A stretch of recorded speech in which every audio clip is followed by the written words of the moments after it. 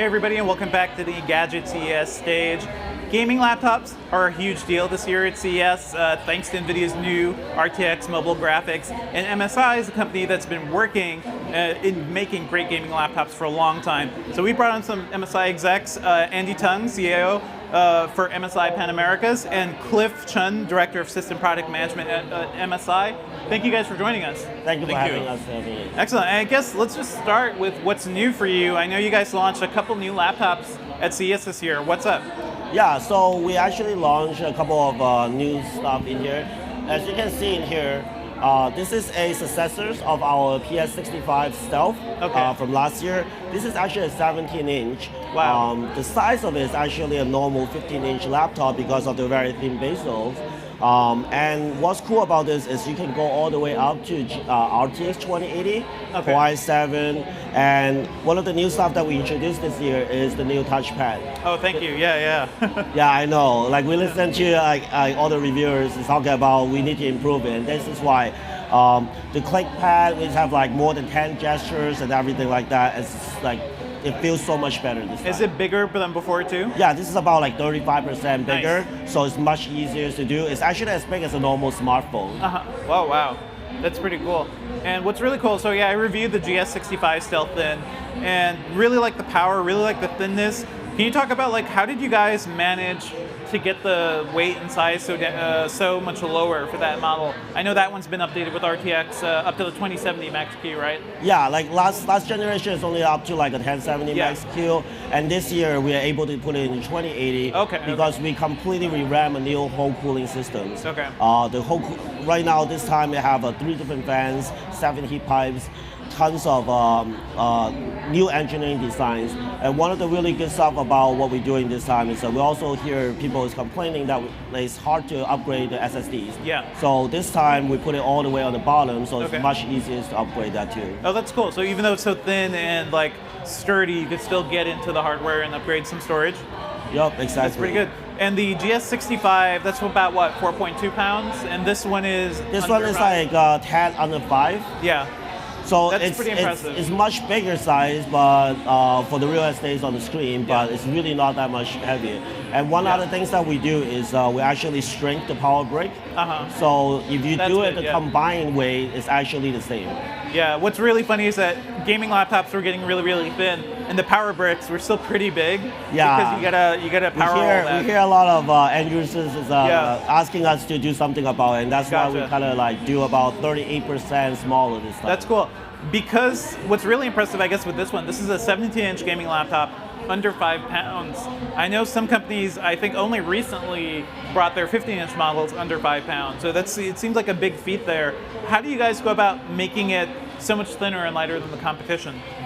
One of the things is we actually start engineering everything by ourselves. So all the way from the chassis designs and the cooling area, along with the whole batteries, a lot of stuff like that. One of the things how we can keep it low is we design the cooling, because that's majorly where the weight is from, because you need the heat pipes and everything like that. Gotcha. Is it all air cooling? Is there like closed circuit like thermoelectric or anything in there? Like it's still air cooling, but then we specially redesigned the fans because we have our VGA cards technologies in here, so that way we can still keep it really cool without like adding too much weight into it. Gotcha. Because this industry is so crowded right now, I'm wondering specifically, you were talking about like the way MSI is thinking about notebooks, but how do you stand out from the pack? Because there's just so much out there now. Okay, so we see the gaming industry into various segmentation. Of course, graphic card driven or the user control driven. No matter today using keypad or keyboard or any other like voice control. Voice control is one of the area we are focusing on as well. Display, so MSI actually we introduced the display solutions back to 1.5 years ago. So we believe how to enhance the experience from just a flat screen to the curve to make a surround view or surround type of gaming.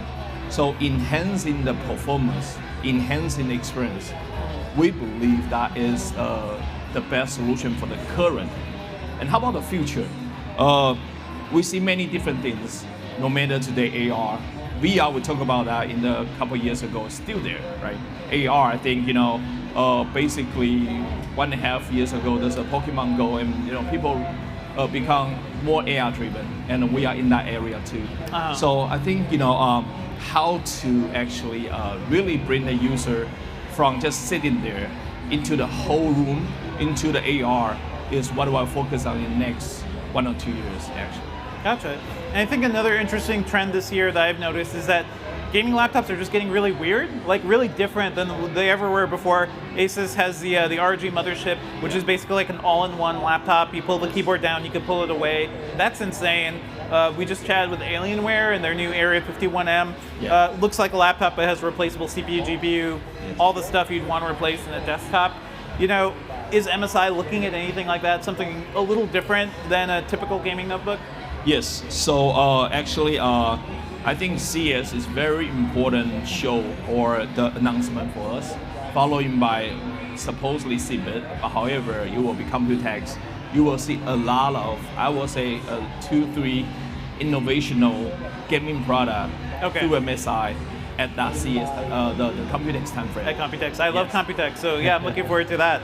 And another trend I noticed too was last year at Computex, a bunch of companies showed off dual screen machines as like potentially the next generation of PC gaming or PC systems in general. What do you guys think of dual screen, and like, would there be a use for that for a dual screen system, maybe for gaming? Okay, so internally we also studied that as well. A couple years ago, people put additional 2-3 display, which is thicker display with them. That's one of them. Second, currently I think dual screen is good for business. For gaming wise, still kind of fuzzy in terms of the user needs. We do study 2-3 screens because we talk about the surround gaming, right?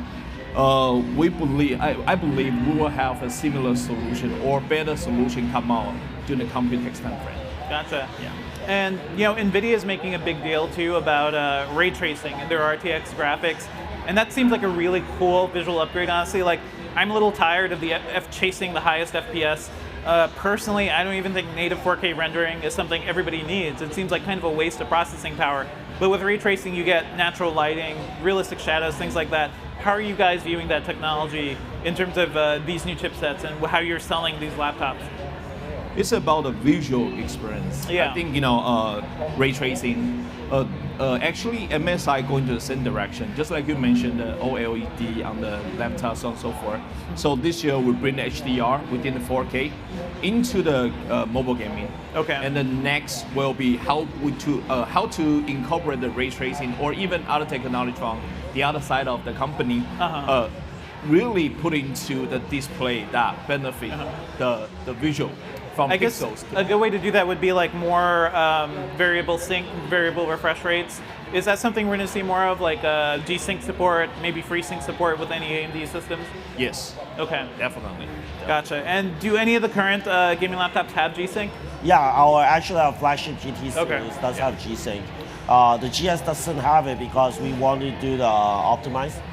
So keep the battery longer on that area. Is it a different way that you're designing a machine if it's going to be maybe targeted professionals versus gamers? Yeah, definitely, because the way, like, for example, for gamers, you have to have RGBs. But for professionals, their number one priority is the look. And then it's display. Then we're talking about the experience, battery life, and then it's the GPU, CPU. So the whole design, everything is evolved completely differently than the gaming area. So that's why we're actually launching this separately. We're not using a old gaming chassis and just rebrand it as like a prestige line. Completely new, separate thing. Excellent. Well, thank you so much for chatting with me. Looking forward to seeing what else MSI is up to, and definitely at Computex, we'll keep an eye out for your next systems. Thank you. All right, stay tuned to Engadget.com for more news from CES 2019. Thanks, guys.